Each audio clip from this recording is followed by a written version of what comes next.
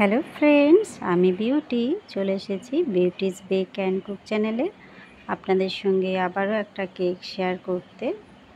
কেকটা ছিল আমার 2 পাউন্ডের চকলেট ফ্লেভারের কেক।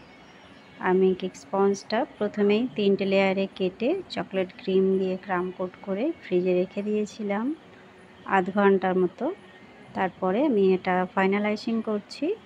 আমি প্রথমে সাদা ক্রিম দিয়ে আইসিংটা করছি, তারপরে আমি একটু চেঞ্জ করব। এটা দুটো কালারের আমি কম্বিনেশনে করেছিলাম। প্রথমে সাদা ক্রিম দিয়ে আমি সুন্দর করে ফিনিশিংটা দিয়ে নিচ্ছি।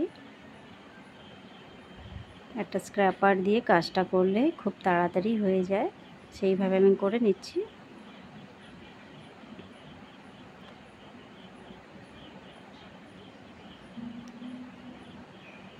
পুরোপুরি যেভাবে ফাইনালাইজিং করি আমি সেইভাবেই পুরোটা করে নিলাম।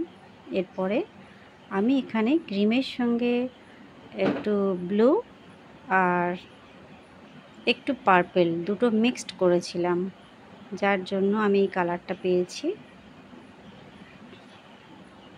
একটা অন্য ধরনের কালার পেয়েছি। কালারটা কি নাম আমি বলতে পারবো না, কিন্তু একটা সুন্দর কালার আমি পেয়েছি, না ব্লু না পার্পল, বেশ একটা মিষ্টি কালার। সেইটা আমি সাইডে একটা স্প্যাচুলা দিয়ে লাগিয়ে আর স্ক্র্যাপার দিয়ে সমান করে নিয়েছি। আর উপরটাতেও একটু হালকা হালকা করে এটা লাগিয়ে নিলাম। পুরো কেকটা আমি কালার করিনি, আমি হোয়াইট অ্যান্ড এই কালারটা দুটো মিক্সড করে করতে চেয়েছি, ব্যাস। আর সাইডটা একটু ব্রাশ দিয়ে নিচ্ছি, যেটা দেখতে ভীষণই ভালো লাগে। এইবারে আমি একটা নজেল নিয়েছি, একদম রাউন্ড শেপের নজেল। এটা পাইপিং ব্যাগ কেটেও করতে পারেন, ছোট করে কেটে নিলে এই ধরনের ডিজাইন বার হয়। জাস্ট প্রেস করে একটু সাইডে আমি টেনে দিচ্ছি, ডিজাইনটা খুবই সুন্দর লাগে দেখতে।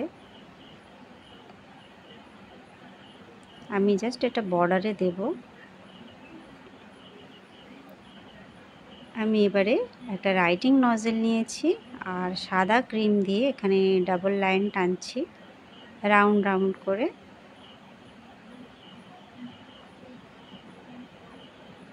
এটা পাইপিং ব্যাগ দিয়েও করতে পারেন, একদম ছোট করে কেটে নেবেন।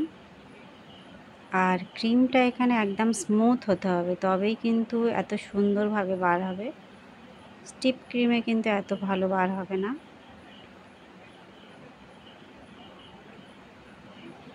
ডিজাইনগুলো দেখতে কিন্তু ভীষণই ভালো লাগে।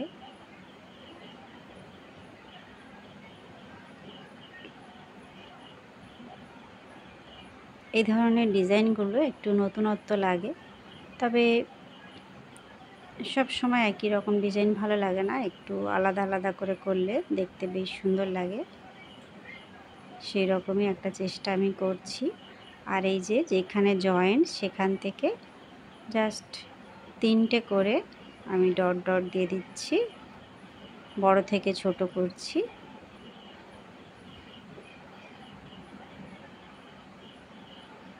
এবারে উপরের যে জয়েন্টটা রয়েছে সেইখানটায় আমি কি বলবো, যেরকম আমরা সুতো বাঁধি সেরকম একটা ডিজাইন করছি আর কি।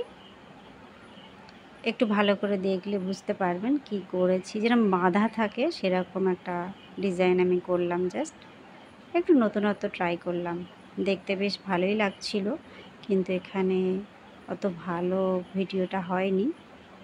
আচ্ছা, এখানে আমি নূর, না এটা নূরের নয়, এটা R11 নজেল বড় সাইজের। আমি দুটো কালারেরই ফুল করব এখানে।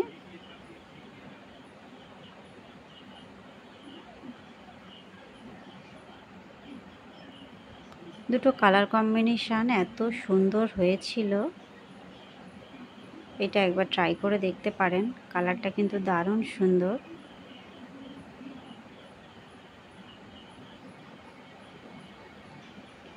এই ফুল বানানোগুলো আমি অনেকবার আপনাদের সঙ্গে শেয়ার করেছি, তাই অত ডিটেলে আমি দেখালাম না, জাস্ট আমি রাখছি সেটাই দেখালাম।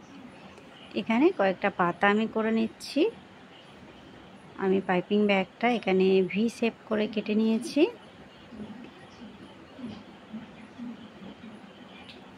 লিফ নজল দিয়েও করা যায়। আমি ভি শেপ করে কেটে আপনাদের সঙ্গে আগে শেয়ার করেছি কিভাবে আমি এটা করি।